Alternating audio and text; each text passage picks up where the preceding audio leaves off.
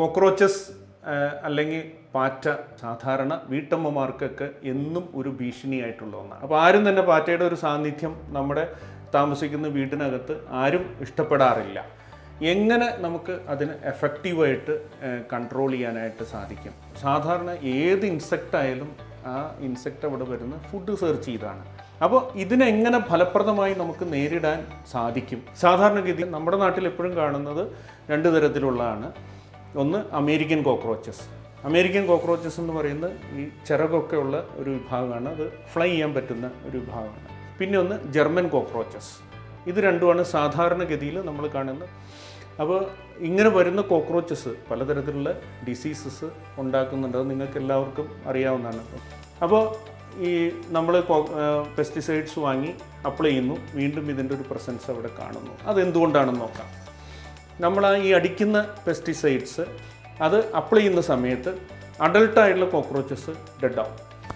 പക്ഷേ നമ്മൾ ആരും ശ്രദ്ധിക്കപ്പെടാതെ പോകുന്ന ഒരു കാര്യമുണ്ട്, ഇതിൻ്റെ എക്സ് അവിടെ ഉണ്ടാവും.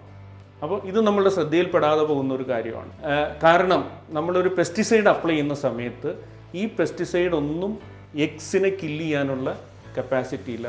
അപ്പോൾ നമ്മൾ ചെയ്യുന്ന ആദ്യം അടിക്കുന്ന പെസ്റ്റിസൈഡിൽ അഡൽട്ട് കോക്രോച്ചസ് ഡെഡായി, പക്ഷേ വീണ്ടും എക്സ് ഹാച്ച് ചെയ്ത് കോക്രോച്ചസ് പുറത്തോട്ട് വരുന്നു.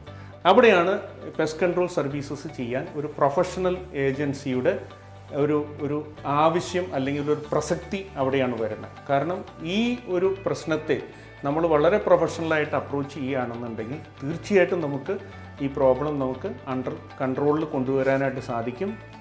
ജെൽ ബെയ്റ്റ്സ് കോക്രോച്ചസിനെ കൺട്രോൾ ചെയ്യാനായിട്ട് ലഭ്യമാണ്. അപ്പോൾ ജെൽ ബെയ്റ്റ്സ് ഉപയോഗിക്കുമ്പോൾ അഡ്വാൻറ്റേജ് എന്ന് വെച്ചാൽ അത് നമ്മൾ പാത്രങ്ങളൊന്നും മാറ്റാതെ ഫുഡ് കണ്ടാമിനേറ്റ് ചെയ്യാതെ തന്നെ ഒരു സ്ട്രാറ്റജിക് ലൊക്കേഷൻസ് സെലക്ട് ചെയ്ത് ട്രെയിൻഡ് ആയിട്ടുള്ള ടെക്നീഷ്യൻസ് വന്ന് അവർ ആ ചില പോയിൻറ്റ്സിൽ മാത്രം ഈ ജെൽസ് അപ്ലൈ ചെയ്യും.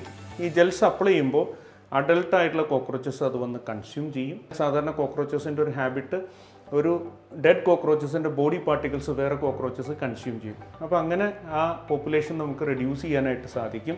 അതുപോലെ നേരത്തെ ഞാൻ പറഞ്ഞ എക്സ് മുട്ട വിരിഞ്ഞ് പുറത്തു വരുന്ന നിംസ് അവർ പുറത്തോട്ട് വരുന്ന സമയത്ത് ഈ ജെൽ ബെയ്റ്റ്സ് അവിടെ ലഭ്യമാണ്, അവരത് വന്ന് കൺസ്യൂം ചെയ്യും, അതും ഡെഡായി മാറും.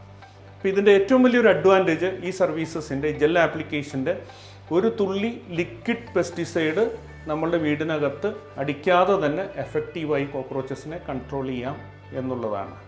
അപ്പോൾ ഈ ജെൽ ബെയ്റ്റ്സ് നമ്മൾ എങ്ങനെ ഉപയോഗിക്കുന്നത്, ഏതൊക്കെ ഏരിയാസിലാണ് നമ്മൾ കൂടുതൽ ഫോക്കസ് കൊടുക്കേണ്ടത്, ഇത്തരം കാര്യങ്ങളെല്ലാം നമുക്ക് അടുത്തൊരു വീഡിയോസിലൂടെ നിങ്ങളുടെ മുന്നിലേക്ക് എത്താനായിട്ട് സാധിക്കും. Thank you.